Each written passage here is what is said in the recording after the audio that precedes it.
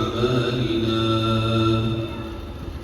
من يهده الله فلا مضل له ومن يضلله فلا هادي له ونشهد أن لا إله إلا الله وحده لا شريك له ونشهد أن سيدنا وسندنا وحبيبنا وشفيعنا وإمامنا ومقتدانا ومولانا محمدا عبده ورسوله وبارك وسلم تسليما كثيرا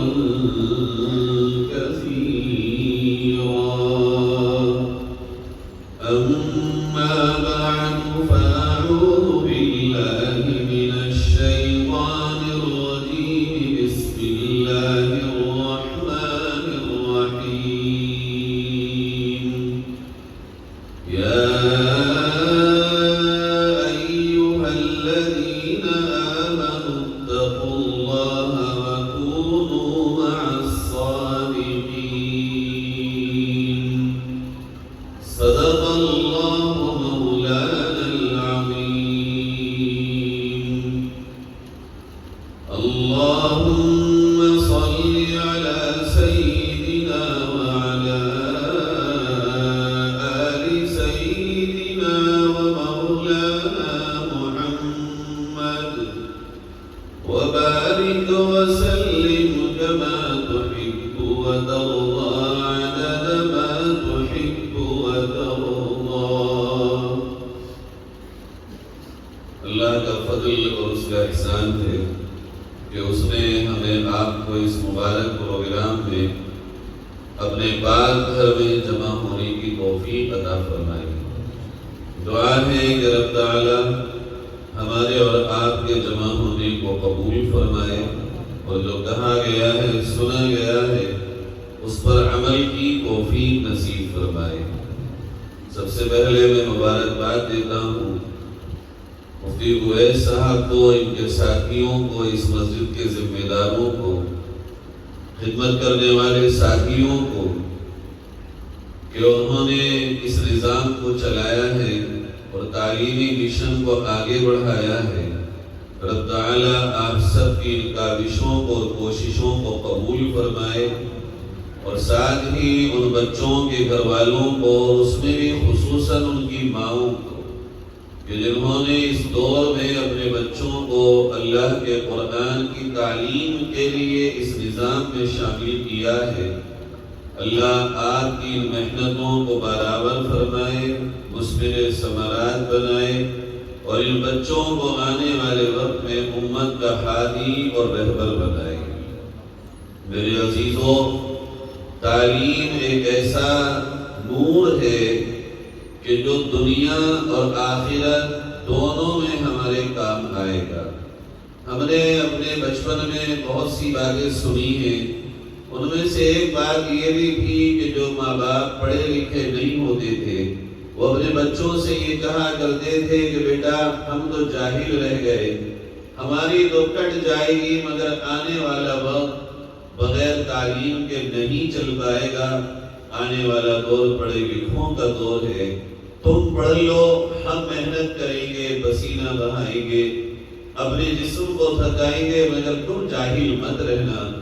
لیکن افسوس اس بات کا ہے کہ بچپن سے سنتے سنتے اچھی خاصی یہ عمر آ گئی، مگر حالات یہ ہیں کہ مسلم کمیونٹی میں تعلیم کا ابھی بھی وہ رجحان نہیں ہے جو ہونا چاہیے۔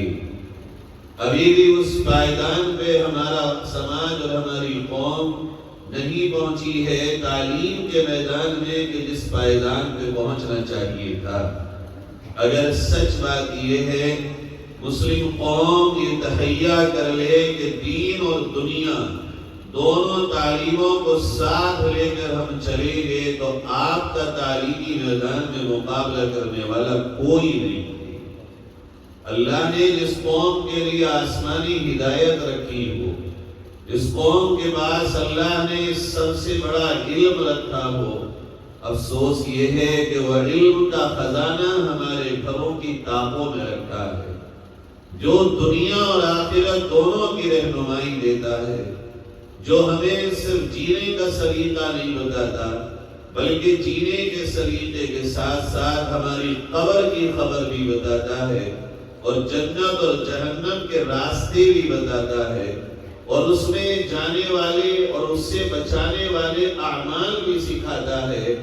ایسا کتاب، ایسی کتاب، ایسا رہنما ہم نے اپنے ہاتھوں سے غلافوں میں بند کر کے اپنی طاقوں میں اور الماریوں میں رکھ دیا۔ سچ تو یہ ہے، یہ تو ایسے ہی ہو گیا جیسے کوئی سمندر کے کنارے کھڑا ہو اور پوچھ رہا ہو پانی پانی پانی۔ اب دنیا اس سے کہے کہ تم پانی کے سمندر کے کنارے کھڑے ہو اور آواز لگا رہے ہو پانی پانی پانی۔ یہ تو ایسے ہی ہو گیا جس کے آگے دسترخوان بچھا ہو، کئی طرح کے کھانے لگے ہوں اور وہ آواز دیتا ہو بھوک بھوک بھوک۔ دنیا اس سے کہے تم کون سی دنیا کے بندے ہو، دسترخوان پہ بیٹھ کے کہہ رہے ہو بھوک لگ رہی ہے۔ میرے عزیزوں، ہر چیز کا جو باریک سے باریک علم بھی اگر کوئی ہوگا، اللہ نے اپنی مقدس کتاب قرآن میں رکھا ہے۔ بس افسوس یہ ہے کہ قرآن کو ہم نے پڑھا نہیں، قرآن کو ہم نے فالو نہیں کیا، اپنی لائف میں اس کو امپلیمنٹ نہیں کیا، اس کو ہم نے اپنی لائف پہ اتارا نہیں ہے، زندگی کو اس کے مطابق بنایا نہیں۔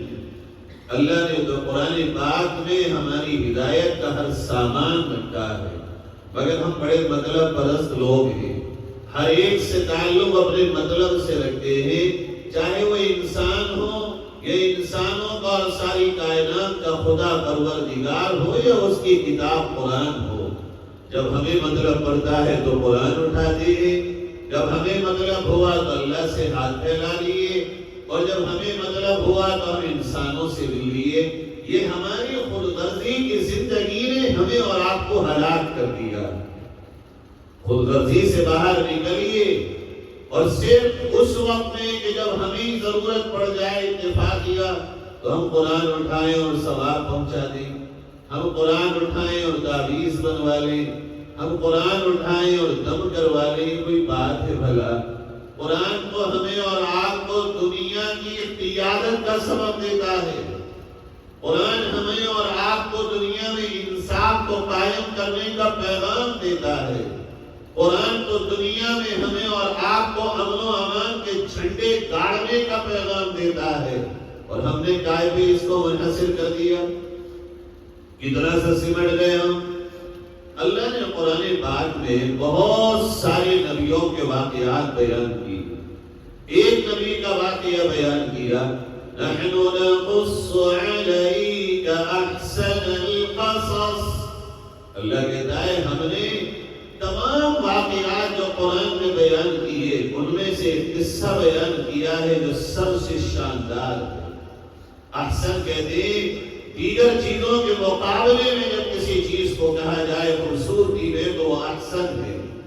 اللہ نے جتنے بھی واقعات قرآن میں بیان کیے، نبیوں کے ہوں یا برگزیدہ بندوں کے ہوں، جتنے بھی all واقعات ہیں، اللہ کے در سب سے اچھا واقعہ ہمارے بیان کردہ واقعات میں وہ ہے جو یوسف علیہ السلام کا۔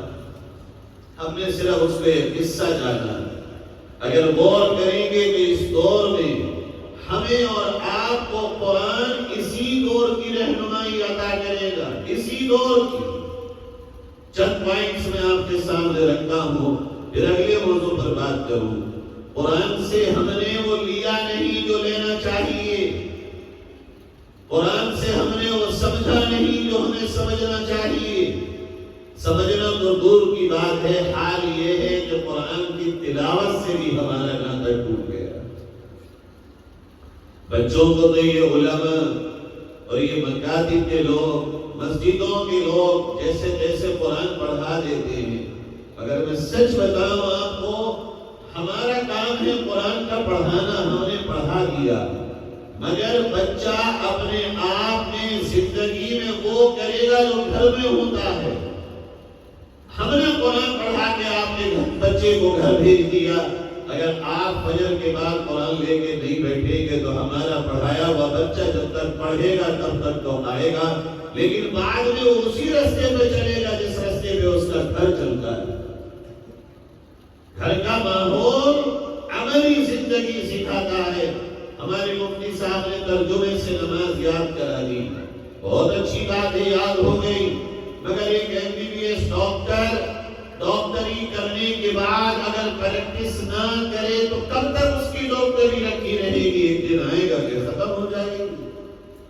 اسی طرح یہ بچے جن کو یہاں 24 گھنٹے علماء دے کر، آپ کو علماء کی قربانیوں کا اندازہ نہیں ہے اس وقت، دے کون رہا ہے قربانی پوری دنیا میں؟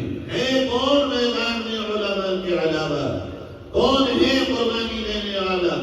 تمہیں چپراسی نہیں ملے گا اتنے پیسوں میں جتنوں میں امام اور قرآن پڑھانے والے مدرس مل رہے ہیں، لیکن 24 گھنٹے کی خدمت کر کے ہمارے بچوں کو قرآن کو پڑھاتے ہیں۔ ہمارے گھر کے ماحول کی وجہ سے ہمارے بچے قرآن پہ باقی نہیں رہ پاتے۔ کہیں ایسا تو نہیں ہے کہ ہم اپنے بچوں کے واسطے اللہ کے دربار کے مجرم بن رہے ہوں؟ اگر غور کریں گے آپ تو یقیناً آپ کو سوچنے میں مجبور ہونا پڑے گا۔ آپ غور کریے کہ ہم نے قرآن سے کتنا رشتہ جوڑا۔ ایک اللہ والے نے اور بزرگ نے، اللہ کے محبوب بندے نے کہا، جس بندے سے قرآن چھوٹ جائے، قرآن پڑھتا نہ ہو، قرآن کو قریب نہ لاتا ہو، تلاوت نہ کرتا ہو، عمل نہ کرتا ہو، تم کیا سمجھ رہے ہو؟ تم نے قرآن کو چھوڑ دیا، تم نے قرآن کو پڑھنا چھوڑ دیا۔ غلط فہمی ہے تمہاری، تم نے قرآن نہیں چھوڑا بلکہ قرآن نے تمہیں چھوڑ دیا۔ تم کیا قرآن چھوڑو گے؟ قرآن نے تمہیں چھوڑ دیا کہ تم سے پڑھا نہیں جاتا۔ رابعہ بصریہ رحمت اللہ علیہا ایک دن مصلی پہ کھڑی ہیں، ان کا مالک آ گیا، کہا رابعہ کیا کر رہی ہو؟ کہنے لگی باپ میرے آقا، مسئلہ یہ ہے اس رب کے سامنے کھڑی ہوں جو تجھے اٹھنے نہیں دیتا اور مجھے سونے نہیں دیتا۔ یہ سمجھو بات، کہیں ایسا تو نہیں ہے اللہ کی پکڑ کے الگ الگ انداز ہوتے ہیں۔ اللہ جب بندوں سے ناراض ہوتا ہے تو اس کی ناراضگی کے انداز جدا ہوتے ہیں۔ اگر قرآن گھر میں ہو اور ہاتھ میں نہ ہو، قرآن دل میں ہو اور زبان پہ نہ ہو، قرآن قریب ہو اور عمل میں نہ ہو، تو یہ تو اللہ کی طرف سے اس سے بڑی پھٹکار کوئی ہو ہی نہیں سکتی ہے کہ اللہ نے ہمارے پاس قرآن رکھا ہو مگر دل اور زبان اور عمل قرآن سے خالی ہے۔ آپ دیکھیے، آپ کہیں گے یہ بھی قرآن میں ہے۔ حضرت یوسف علیہ السلام کا اللہ نے قصہ بیان کیا، اب وہ قصہ بیان یوں ہو رہا ہے کہ حضرت یوسف نے خواب دیکھا، اور وہ خواب یہ دیکھا، دیکھنے کے بعد اپنے والد سے عرض کیا، اذ قال لأبيه يا أبي إني رأيت 11 كوكبا والشمس والقمر رأيتهم لي ساجدين۔ ابا جان، میں نے یہ خواب میں 11 ستارے، چاند اور سورج کو اپنے آگے سجدہ کرتے ہوئے دیکھا۔ یہاں کیا سبب ملا؟ ایک تو واقعہ ہو گیا، مگر آپ جب علماء سے سنیں گے کہ آج کے دور میں کیا سبب، پتہ یہ چلا مومن کا خواب کبھی کبھی بڑا معنی دار ہوتا ہے۔ ہر خواب سچا نہیں ہوتا اور ہر خواب جھوٹا بھی نہیں ہوتا۔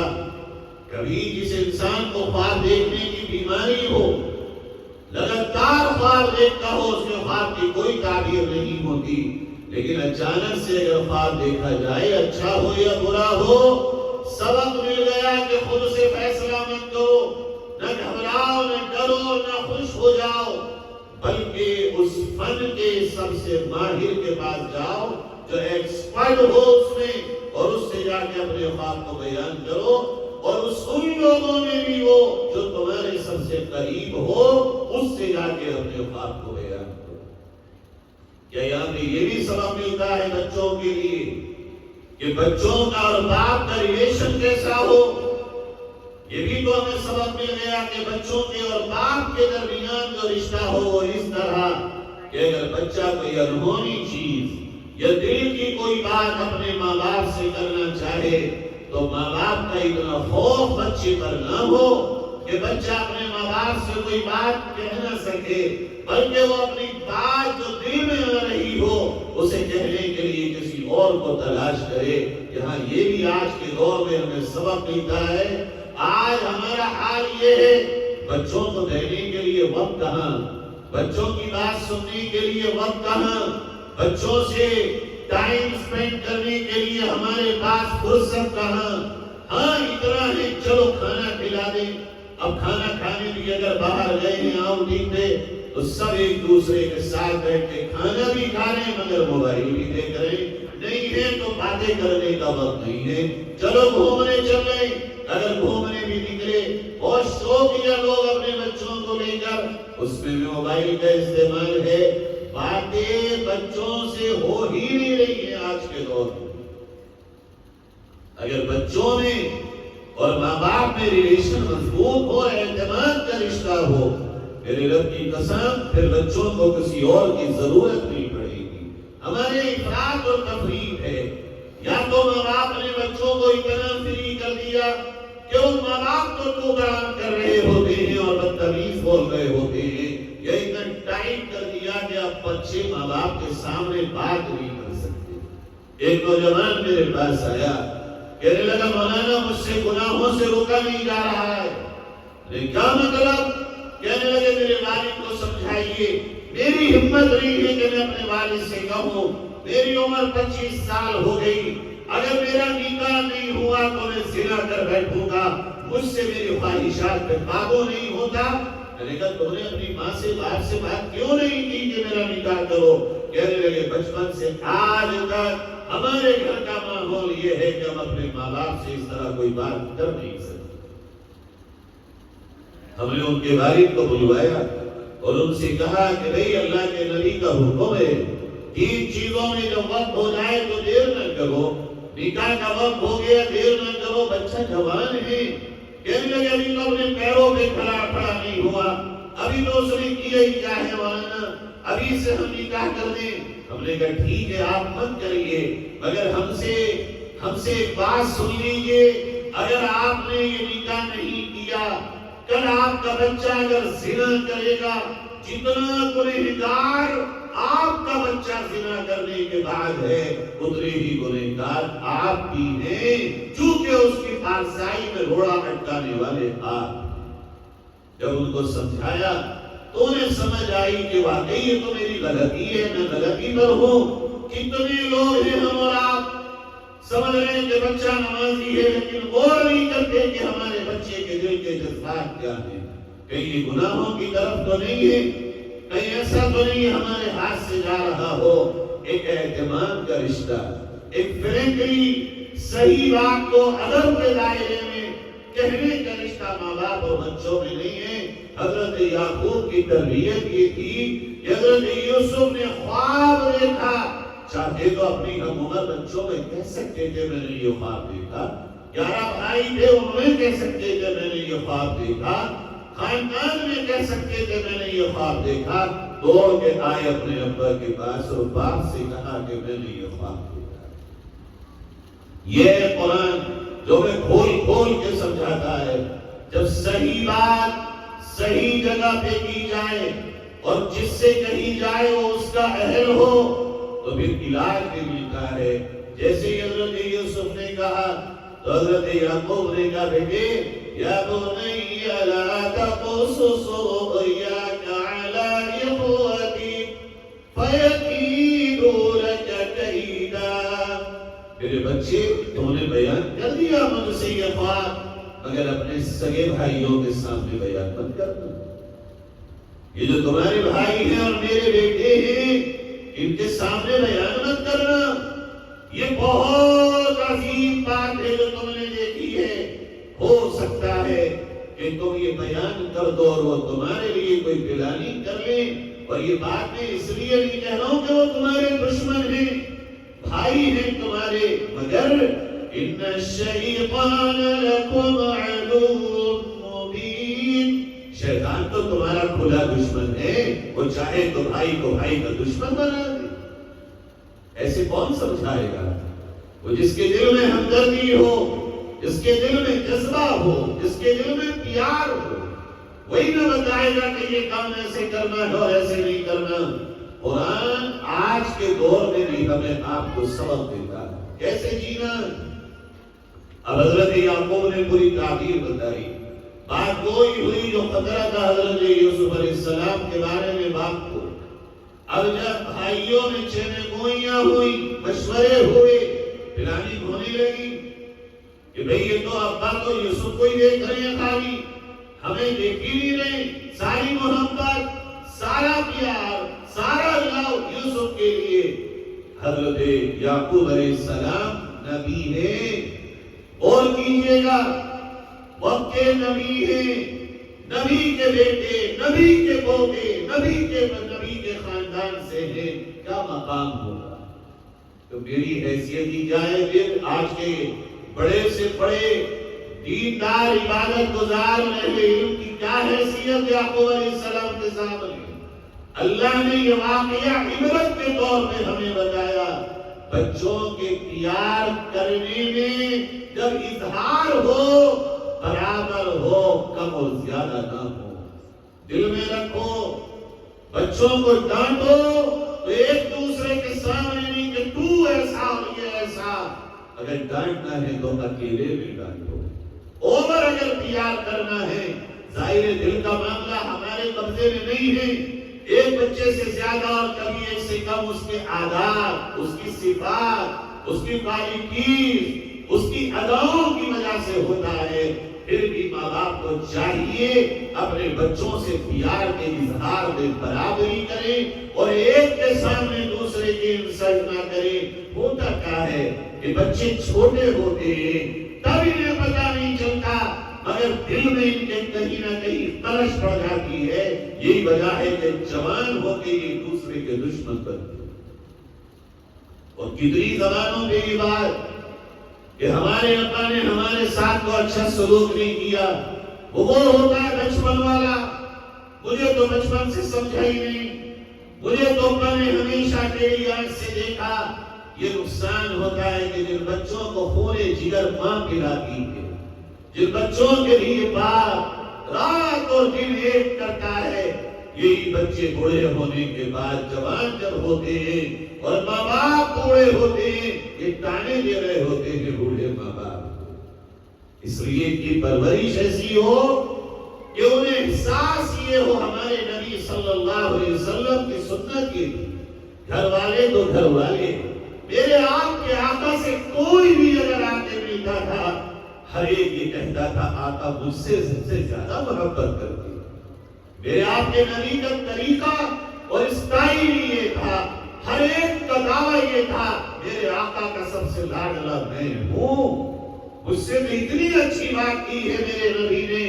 ہمارے نبی نے ہمیں سکھا دیا کہ تم اس انداز سے دوسروں کے سامنے پیش آؤ، ہر ایک یہ کہنے پہ مجبور ہو کہ تم اس سے سب سے زیادہ پیار کرتے ہو. یہ گمان دیکھیے، ایک چھوٹی سی چیز کو لے کر شیطان نے سگے بھائیوں کے دل میں حسد پیدا کیا، اور وہ حسد ایسا پیدا ہوا کہ دل پھٹ جائے آپ کا. آپس میں مشورہ کرتے کرتے سارے کے سارے 11 جمع ہوئے، کہنے لگے بھی راستے سے بھائی کو ہٹاؤ. ارے چھوٹا سا بچہ، ابھی پرسوں بہرائچ میں ناگی نے بچے کو کھایا، ویڈیو دیکھی ہوگی آپ نے، ہم سے تو وہ بھی ویڈیو نہیں دیکھی گئی. بچہ تو بچہ ہے، اپنا ہو یا پرایا ہو. ہمیں نہیں پتا کس خاندان کا اور کس گھر کا مسلمان ہے یا نہیں ہے، لیکن ایک ندی کے کنارے بہرائچ کے علاقے میں ایک بچے کو مگرمچھ کھا گیا. وہ ویڈیو ہم سے بھی دیکھی گئی کہ یہ بچہ ہے، ہمارے بھی بچے ہیں. ہمارا دل پھٹنے لگا اسے دیکھ کر. ارے انسان ہے، آخر رحم آ جاتا ہے. اور ہر بچے میں رحم آتا ہے اگر دل ہے سینے میں. مگر یہاں تو سگے 11 بھائی کیا کہہ رہے ہیں؟ ایک ننھے سے اور اتنے ہینڈسم، اتنے خوبصورت کہ چاند بھی پھیکا لگتا ہو ان کے آگے. بھائی یہ کہہ رہے ہیں اقتلوا یوسف، ایک کام کرو یوسف کو قتل کرو. ابھی طرحوه ارضا یخل لکم وجہ ابیکم، یا اسے ایسے بیابان چٹیل میدان میں ڈال دو کہ یہ وہاں سے واپس ہی نہ آ سکے اور یہ ہلاک اور ختم ہو جائے، تاکہ ہمارے ابا کی ساری توجہ ہم پر ہو جائے. شیطان جب کام کرتا ہے اپنا عالم شروع میں بھائی بھائی کا دشمن نہیں ہوتا، مگر جو اصل دشمن ہے نا وہ دشمنیاں ڈالتا ہے، آنکھوں پہ پردے پڑ جاتے ہیں، پھر بھائی ہی بھائی کے مرڈر کو تیار ہو جاتا ہے. یہاں تیاری ہو گئی اور سگے بھائی ننھے سے بچے کو قتل کرنے پہ تیار. اچھا آج بھی یہی ہو رہا ہے. ان بھائیوں نے یہ مشورہ کیا اور بعد میں ڈائیلاگ بولا. تقریباً ہم میں سے اکثر کا مزاج یہی ہوگا گناہوں کو کرتے ہوئے، کہنے لگے یہ کام کر لو، بھائی کو راستے سے ہٹا دو. وَتَكُونُوا مِن بَعْدِهِ قَوْمًا صَالِحِينَ، پھر ہم تم سب نیک بن جائیں گے. کیا کہہ رہے ہیں؟ اور کرو. قرآن آج کا آئینہ دکھا رہا ہے مجھے اور آپ کو. کیا کہہ رہے ہیں وہ بھائی؟ کہہ رہے پہلے ہی گناہ کر لو، قتل کر لو، یہ گناہ عظیم کو انجام دے دو، بعد میں ہم تم سب نیک ہو جائیں گے. کہ یہ میرا اور آپ کا کام نہیں ہے؟ آج ہر گناہ کو کرتے ہوئے نفس اور شیطان یہی دھوکہ دیتا ہے، کر لو پھر توبہ کر لو، کر لو بعد میں دیکھا جائے گا. عمرے پہ جا کے معافی کرا لیں گے، حج پہ جا کے معافی کرا لیں گے، رمضان میں شب قدر میں معافی کرا لیں گے. ہمارے نفس نے آج بھی ہمیں اور آپ کو، شیطان نے آج بھی ہمیں اور آپ کو اسی دھوکے میں ڈال رکھا ہے. بن جائیں گے نیک، جھوٹ بول لو، غیبت کر لو، گناہ کر لو، جو من مانی زندگی ہے گزار لو، بن جائیں گے نیک. یہ وہ دھوکہ ہے جس دھوکے میں نبی کی اولاد کو شیطان نے ڈال دیا. جب جب یہ خیال آئے دل میں، سمجھو کہ یہ ہو چکا ہے بہت پہلے. نبی کی اولادوں کو بہکا دیا ہے شیطان نے، تو آج ہمارے اوپر بھی حملہ سب سے بڑھ کر ہوگا. میرے عزیزو، یہ والا گمان اور خیال اس وقت بہت پایا جاتا ہے، خاص طور پر میرے پیارے جوان بہنوں اور بھائیوں میں. رات کو رات بھر چیکنگ کر لو، پھر صبح کو نیک بن جائیں گے. لڑکی لڑکے آپس میں گھوم کے آ جاؤ، پھر صبح کو نیک بن جائیں گے. فلم دیکھ لو، پھر نیک جمعے کو بن جائیں گے. یہ ایک خول ہے، یہ ہمیں اور آپ کو دھوکے کے خول میں ڈالا ہے کہ نیک بن جائیں گے. تھوڑا سا گناہ کر لو، پھر نماز پڑھ لو، پھر یہ گناہ کر لو، پھر اس کا یہ کفارہ ادا کر لو. سب سے زیادہ اللہ کی رحمت سے دور وہ بندہ ہے جو گناہ کو گناہ سمجھ کر پھر بھی زبردستی کر رہا ہو. اللہ کو یہ بات بہت بری لگتی ہے. ہوتا کیا ہے، جب ہم اور آپ گناہ کر رہے ہوتے ہیں تو اس وقت ہم سب سے چھپ جاتے ہیں. یہاں تک کہ اگر گھر میں کوئی گناہ چھوٹا سا کر رہے ہو، کوئی غلط تصویر، کوئی غلط پکچر، کوئی غلط ویڈیو، کوئی غلط ریل، کوئی غلط شارٹ اگر ہم دیکھ رہے ہو تو موبائل ٹیڑھا کر لے. اپنی نہ دیکھ لے، بیوی نہ دیکھ لے، بھائی نہ دیکھ لے، ہم چھپاتے ہیں. اس وقت علماء نے لکھا ہے، رب کہتا میرے بندے سبھی سے چھپا لیا، سبھی سے چھپا لیا سوائے میرے خیال نہ آیا. تو نے مجھے کہاں لا کے کھڑا کر دیا؟ تیرا میرا رشتہ بس اتنا، سب کا خیال سوائے میرے. میں تیرا خالق، میں تیرا مالک، میں تیرا رازق، میں تیرا پالنہار، میں تجھے جینے زندگی دینے والا، مجھے بھول گیا. میرے عزیزو، یہ گناہ چھپ کر کیے جاتے ہیں، اور اس امید میں کہ صبح صحیح کر لیں گے، یہ اتنے بھیانک ہے کہ دلوں کو کالا کر دے گا، دلوں پہ سیاہی باندھ دے گا۔ ہمیں بچنے کی ضرورت ہے۔ اگر یہ چیز ہوتی رہی تو اس میں جرأت پیدا ہوگی، اس میں انسان اور آگے بڑھے گا۔ ہمیں یہاں یہ قرآن بتاتا ہے کہ اگر یہ اس طرح تمہارا اکیلے میں کوئی گناہ کرنے کو من چاہے تو اپنے من سے پوچھو، کہاں جائیں چھپ کر بتا دو نفس، کہاں جائیں چھپ کر بتا دو صحیح۔ اللہ والوں نے اپنے نفس کو توڑنے کے لیے، اللہ کو راضی کرنے کے لیے کیسی کیسی قربانیاں دی ہیں۔ ایک بڑے بزرگ اور عالم دین اور بڑے بزرگ اور صوفی گزرے ہیں اپنے وقت کے، ابراہیم ابن ادہم رحمت اللہ علیہ۔ یہ بادشاہ تھے اور سارے عیش اور عشرت کے سامان تھے ان کے پاس۔ ایک واقعہ پیش آیا اور اللہ کی یاد میں بادشاہت چھوڑ دی، رات اور دن اللہ اللہ کرتے رہے۔ اس دور میں مغزیات کا ایک حلوہ بنتا تھا، اس کے بڑے شوقین تھے۔ ان کا جب بھی دل چاہتا تو اس سے اپنے نفس سے کہتے کہ بھئی جب اللہ کی محبت میں بادشاہت چھوڑ دی تو اے میرے نفس اب میں تجھے یہ حلوہ کیا کھلاؤں، اب تو اکٹھا جنت نہیں کھائیں گے بھئی۔ یہی کہتے کہتے وقت آیا کہ عمرے پہ یا حج پہ گئے اور مکہ مکرمہ میں زبان پہ آ گیا کہ آج ہمارا دل حلوہ کھانے جا رہا ہے، بہت تمنا ہے کہ حلوہ کھاتے۔ خادم جو ساتھ میں تھا کہ حضرت تیار کر کے لے آتا ہوں، کہنے لگے نہیں، جب اللہ کی خاطر چھوڑ دیا تو اب جنت میں کھائیں گے، دنیا میں نہیں کھائیں گے۔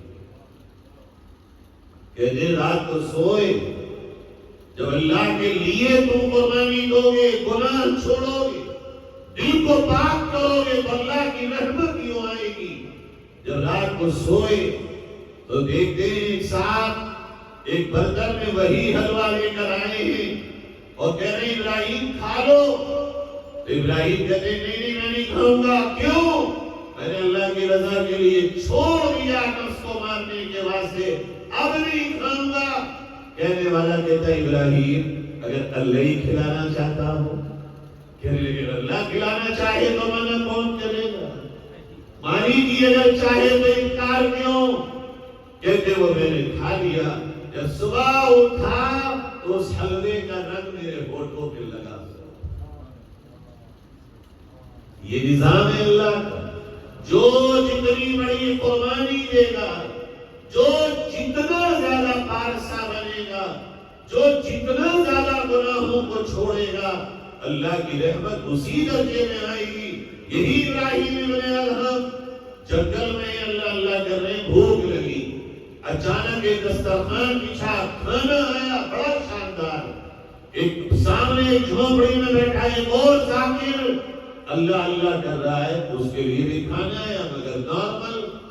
اس ذاکر کی زبان میں شکایت آ گئی، اللہ ابراہیم بھی تیری یاد میں بیٹھنے والا اور میں بھی تیرا ذاکر ذکر کرنے والا، اللہ ابراہیم ابن ادہم کے لیے اتنا شاندار کھانا، میرے لیے اتنا معمولی سا کھانا۔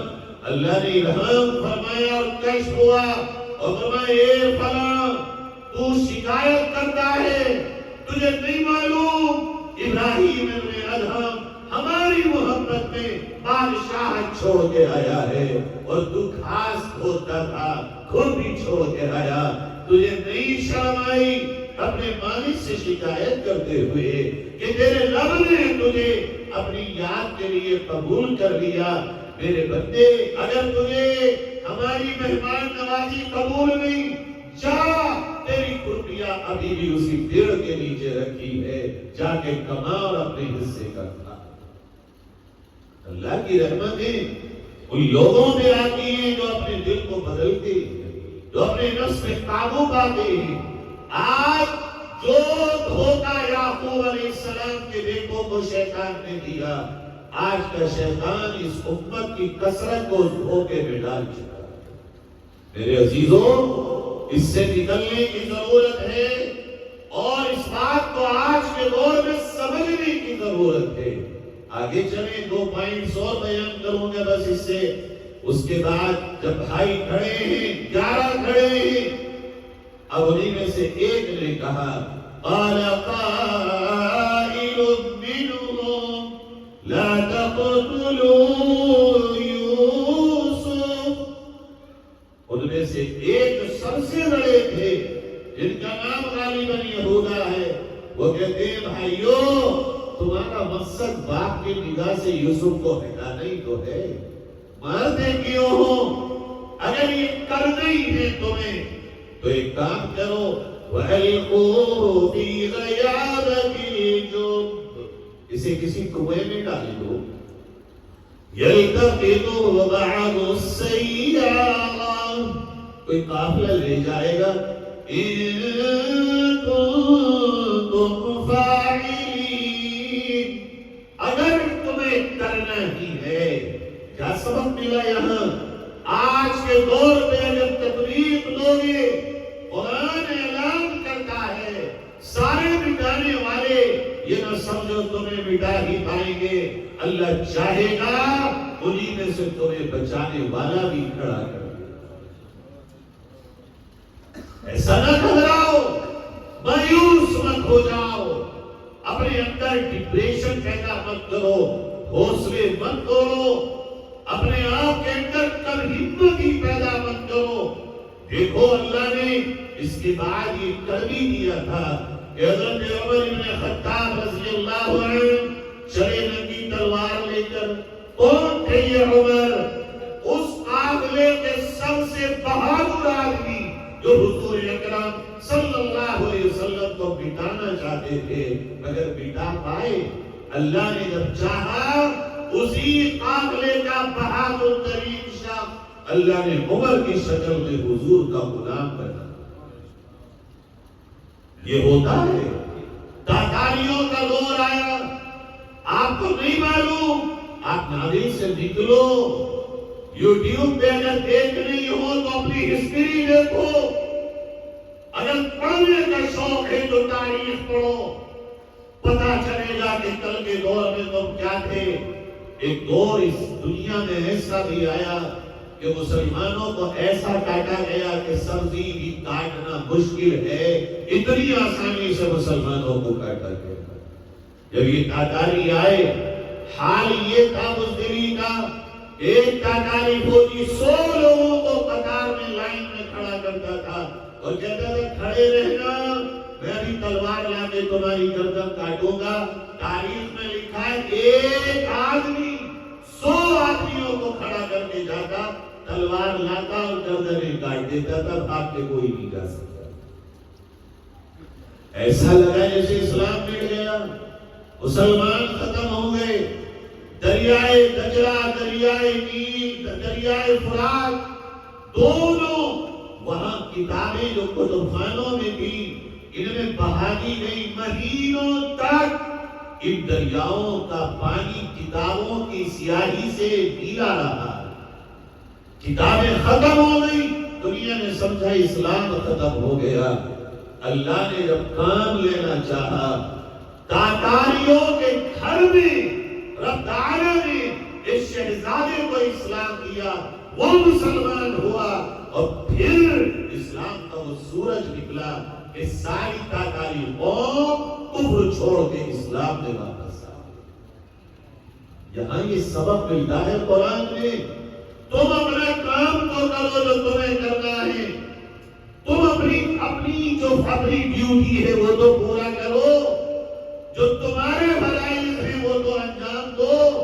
مہینے میں 3 دن دینے تمہارے پاس نہیں، عصر کی تعلیم کے لیے 10 منٹ میرے پاس نہیں، 4 لوگوں کو اگر محلے سے اکٹھا کیا جائے گشت کر لو، ٹائم نہیں. مفتی صاحب سے مسائل سیکھ لو، ٹائم نہیں. پھر کیا ٹائم ہے میری قوم کے پاس؟ اللہ غافلوں کے ساتھ نہیں ہے.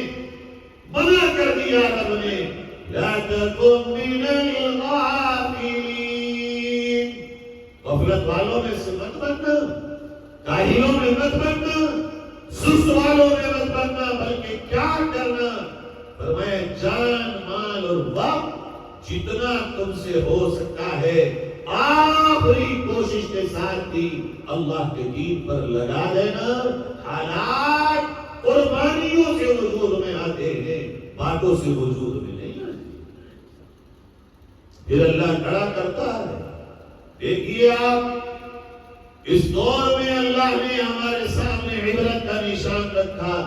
فلسطین اور غزہ کے مسلمانوں کیا ہے ان کے پاس؟ کھانے کو کھانا نہیں، پینے کو پانی نہیں، رہنے کو گھر نہیں، جینے کے اسباب اور سامان نہیں۔ کیا آج دنیا انہیں شکست دے پائی؟ ہمارے اور آپ کے دماغوں میں جو چیز ڈال دی گئی وہ غلط۔ بنیاد ایمان کامل ہے، بنیاد اللہ کی توحید ہے، بنیاد اللہ پر یقین ہے، بنیاد اللہ کے ساتھ تعلق ہے، بنیاد شریعت پر عمل ہے۔ ان لوگوں نے کیا، ساری دنیا مل کے جھکا دی۔ ایسا نہیں ہے کہ ان کے سامنے پریشانیاں نہیں ہیں۔ امریکہ کا ایک وہ یوٹیوبر جس کے 1,10,00,000 سبسکرائبرز ہیں، وہ صرف اس بات پر کلمہ پڑھتا ہے یہ کہہ کر کہ اگر اسلام جھوٹا ہوتا تو غزہ میں بہتے خون کو دیکھ کر یہ لوگ اپنا مذہب چھوڑ دیتے۔ اگر انہوں نے مذہب نہیں چھوڑا تو میرا دل یہ کہتا ہے اسلام سچا ہے اور اس نے عیسائیت کو چھوڑ کے اسلام قبول کر۔ اللہ محتاج نہیں ہے۔ تم نہیں نکلو گے اللہ کا دین پہنچانے تو یہ سوچو گے کہ اللہ میرا تمہارا محتاج ہے۔ اللہ بے شمار بھی لوگوں کو ہدایت کا راستہ دے دیتا ہے۔ وہاں کا ایک ہیرو جو فرانس کا ہے، اس کا کام تھا فلمیں بنانا، ناچنا اور گانا۔ اس نے جب غزہ کے حالات کو دیکھا، اس کا دل پکار اٹھا، یہ قوم چھوٹی نہیں ہو سکتی، جو اپنے بچوں کے جنازے اٹھائے ہوئے تھے، جو اپنے گھروں کو ویران کرائے ہوئے تھے، اپنے اللہ کی خاطر یہ غلط نہیں ہو سکتی۔ اس نے توبہ کی اور ابھی اسی سال عمرہ کر کے آیا۔ وہ جو کعبے کے سامنے رویا ہے، شاید کوئی آج کا مسلمان پرانا نسل والا بھی رو پائے۔ ایسا رویا، کعبے کے سامنے کھڑے ہو کے اللہ غزہ والوں کو جزا دے، انہوں نے اپنی قربانیوں سے مجھے اسلام دے دیا۔ یوں رویا کہ جتنے ارد گرد کے لوگ ہیں اس ہیرو کے رونے کو دیکھ کر تڑپ۔ میرے عزیزو، اللہ نے جو کام میرے اور آپ کے ذمہ لگایا ہے، میں اور آپ اگر وہ بھی نہیں کریں گے تو اللہ پھر ان کا کام کرے گا جو اللہ کا کام۔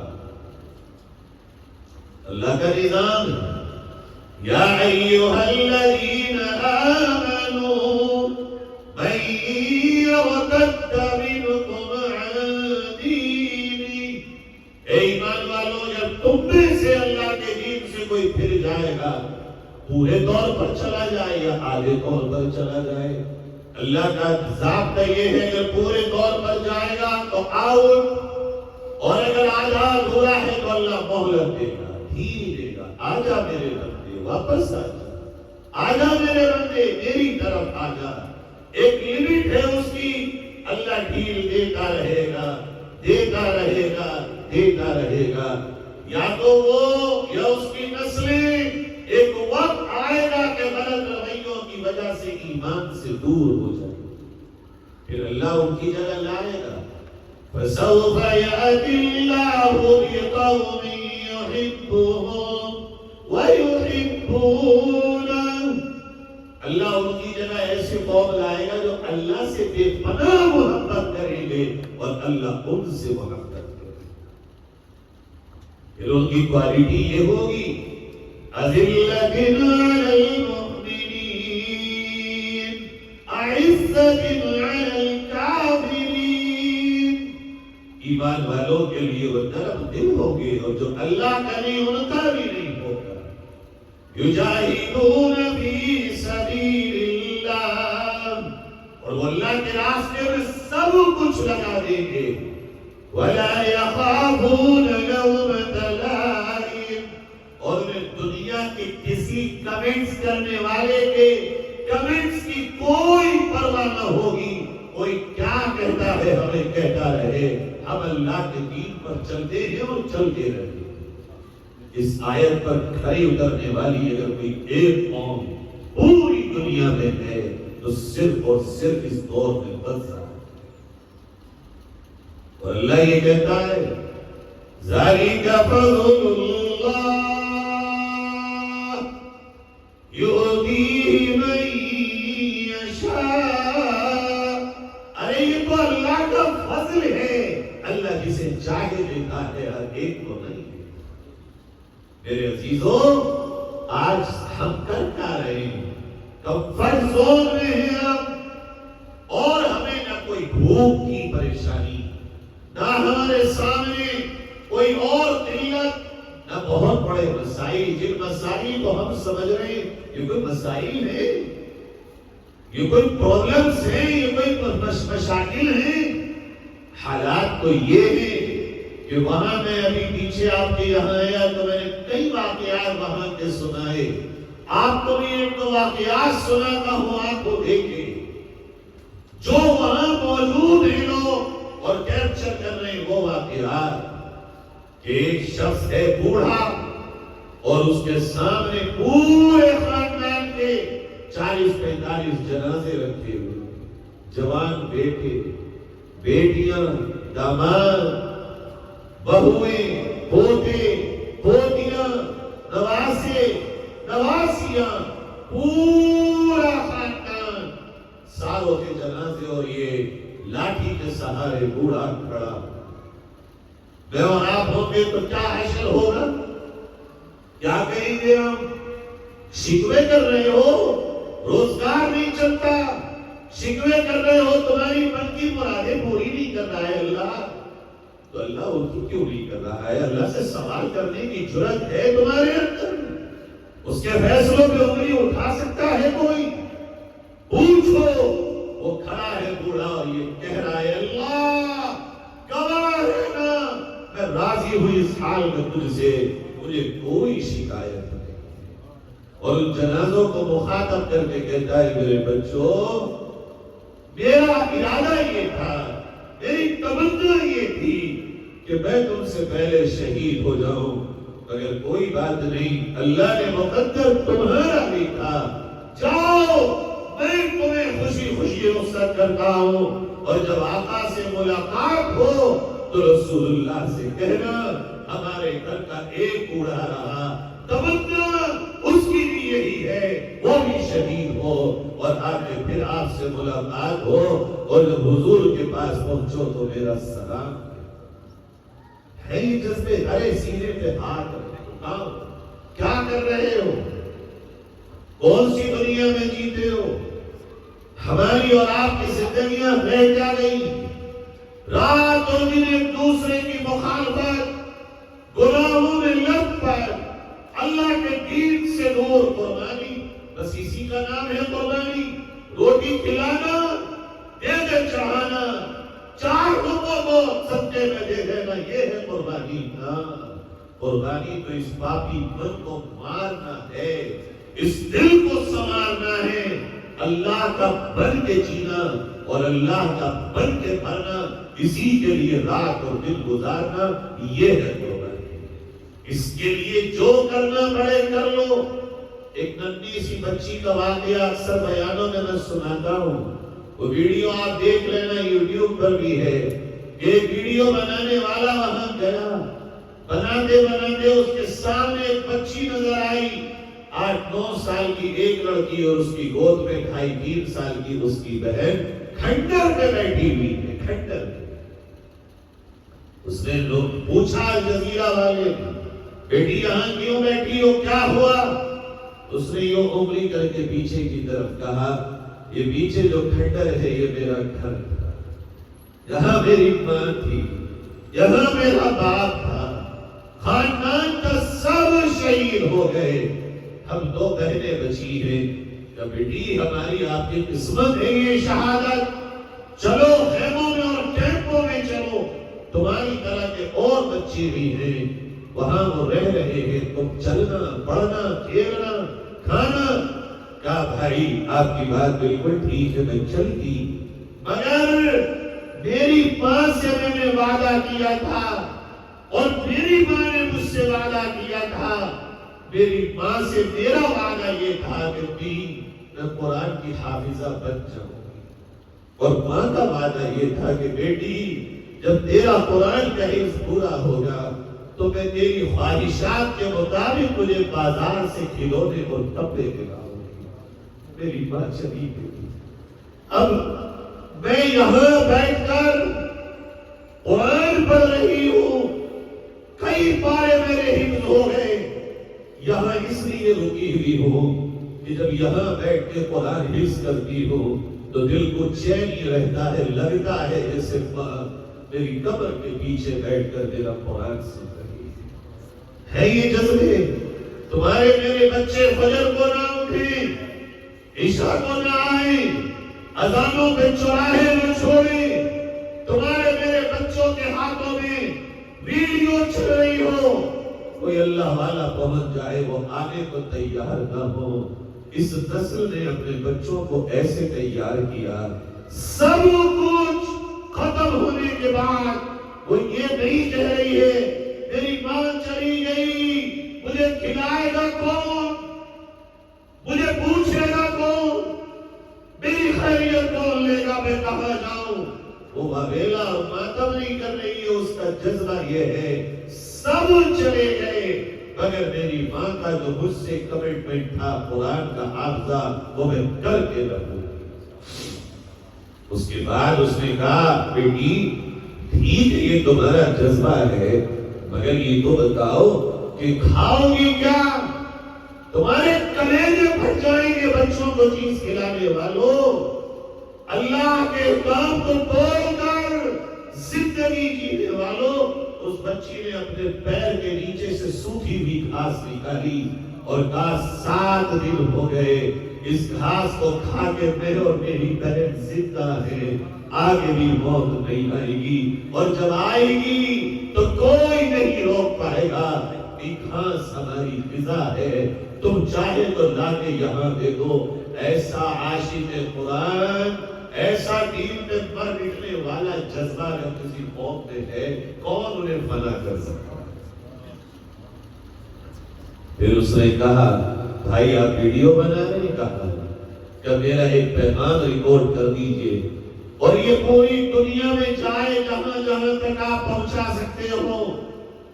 میرا پیغام پوری دنیا کے ان مسلمانوں کے لیے ہے کہ جو اپنے اپنے گھروں میں روز کھانا کھاتے ہیں، روز پانی پیتے ہیں، بستروں پہ سوتے ہیں، ان کے درد میں پکارنے کو ماں ہے، ان کے سر پہ ہاتھ رکھنے کو باپ ہو، ملنے جلنے کو خاندان ہو۔ آج میں ان سب سے کہتی ہوں کہ ایک دن تو آئے گا، اللہ کی عدالت تو لگے گی، اور جب اللہ کی عدالت لگے گی اللہ عرش اعظم پر اس وقت اپنی کرسی پر جلوہ افروز ہوگا، میں اللہ کے عرش کے سامنے آؤں گی اور کہوں گی اللہ میں وہ ننھی سی میری چڑیا ہوں جس کا سب کچھ ختم تھا، پھر بھی میں نے تیرے دین اور قرآن کو نہیں چھوڑا۔ اللہ میرے ہی دور میں تو اپنے ان بندوں کو آج پکڑ اور پوچھ جن کے پاس سب کچھ تھا انہوں نے تیرے دین کو کیوں چھوڑا۔ یہ اس کا ایک درد ہے، اس کا ایک اندر کی کڑھن ہے، اور یقیناً یہ جائز اور واجب ہے کہ میرے پاس تو کچھ بھی نہیں پھر بھی میں نے دین کو نہیں چھوڑا، جن کے پاس سب کچھ ہے انہوں نے کیوں چھوڑا۔ آج یہ سوال ہم میں سے ہر ایک اپنے آپ سے اگر پوچھے گا تب ہمیں اندازہ ہوگا کہ واقعی ہم کہاں کھڑے ہیں۔ عزیزو یہ وقت ہے بنانے کا، اپنے دل کو سنوارنے کا، اللہ کو راضی کرنے کا، اپنے اخلاق کو درست کرنے کا، اپنے بچوں کی اچھی تربیت کرنے کا۔ یہ مت سوچو کہ تمہیں کوئی مٹا سکتا ہے، تم تو ایسے بنو کہ مٹانے والا بھی تمہارا بن جائے۔ بن کے تو دیکھو کتنی بڑی تعداد ہے وہ جنہوں نے ہمارے اور آپ کے کیریکٹر کو دیکھ کر، اخلاق کو دیکھ کر، ہمارے اور آپ کے اچھے معاملات سے متاثر ہو کر کلمہ پڑھا۔ کتنی بڑی تعداد ہے۔ آج کوئی ایک بھی ہے ہم سے یہ کہنے والا کہ بھائی صاحب آپ محمد کے ماننے والے ہیں صلی اللہ علیہ وسلم، اس لیے آپ سے مجھے محبت ہے؟ کوئی کبھی کانوں نے سنا تمہارے؟ سنا کبھی کسی نے کہا ہو کہ تم رسول کے ماننے والے ہو اس لیے تمہارا یہ کام بڑا اچھا ہے؟ کہاں کھڑے ہیں ہم اپنے آپ سے پوچھیں۔ ایسے بنے آپ تو پھر اللہ انہی میں سے لائے گا نکال کے، انہی میں سے اللہ حفاظت کروائے گا۔ یہاں تک کہ جب حضرت یوسف علیہ السلام کو ڈال دیا گیا کنویں میں، گرا دیا گیا، یہ بس سوچو کہ صرف کسی مرکے پہ لکھے ہوئے چند لائنوں سے تمہارا خاتمہ ہوگا، اسے بنتے